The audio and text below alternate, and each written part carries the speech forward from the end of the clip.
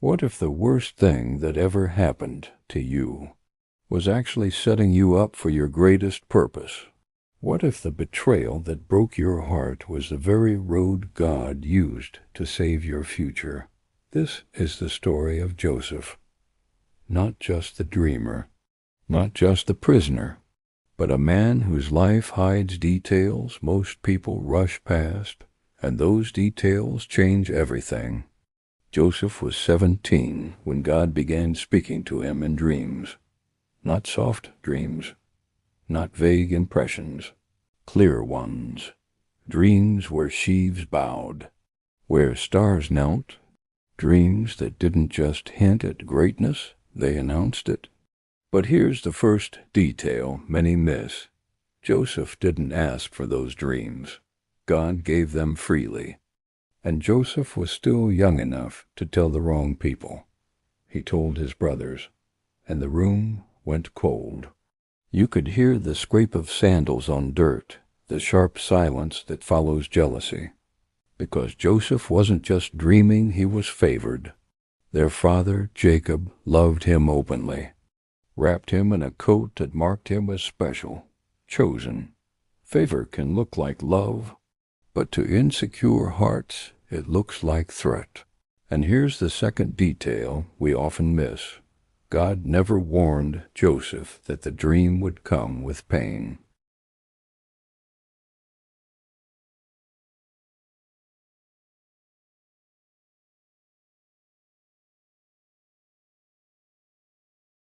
They saw him from a distance, that coat shining in the sun, and something ugly rose up inside them.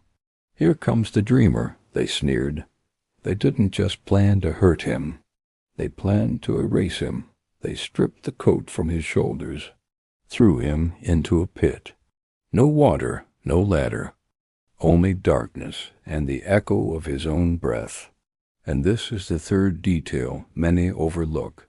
Joseph's first prison was dug by family, not enemies, not strangers, brothers. While he cried out below, they sat above and ate. Eventually they sold him. Silver changed hands. Joseph was pulled from the pit, not to freedom, but to chains. And here's the fourth detail that changes everything. God was silent, but not absent. Joseph was taken to Egypt, sold again, and placed in the house of Potiphar, a foreign land, foreign language, foreign gods. But the Bible says something quiet and powerful. The Lord was with Joseph, not later, not after things improved. Right there, Joseph worked, he served, he stayed faithful when no one was watching. And because of that, everything he touched began to prosper. But favor doesn't cancel temptation. Potiphar's wife noticed him. Day after day, her words slithered closer. Lie with me, Joseph ran. And this is the fifth detail most people miss. Joseph didn't just flee sin. He fled entitlement. He didn't say, I deserve this after all I've been through. He didn't say, God owes me. He ran, but righteousness didn't protect him from lies. She screamed, she accused, and Joseph in Knesset was thrown into prison. Again, and here is the sixth detail. Joseph's integrity landed him deeper in trouble, but it also positioned him closer to destiny. In prison, Joseph didn't grow bitter. He grew useful. He noticed others. He listened. He interpreted dreams. 2 prisoners, 2 dreams, 1 promise to remember him. But when freedom came for them, Joseph was forgotten. Days turned into years. And here's the 7th detail that people rarely talk about. Joseph's greatest test wasn't betrayal or temptation. It was waiting. Waiting when God is quiet. Waiting when prayers echo back unanswered. Waiting when the dream feels foolish. Then one morning, Pharaoh dreamed. A dream no one could understand. And suddenly Joseph was remembered. In a moment, he went from prison to palace, from chains to clean linen, from forgotten to needed. Joseph stood before Pharaoh and said words that changed history.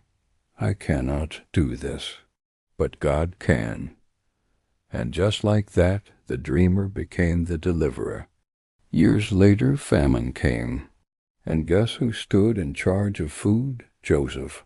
And guess who came begging? His brothers. They bowed, not knowing who he was. And here, this is the climax. Joseph had power. Real power. He could crush them, expose them, destroy them. But he didn't.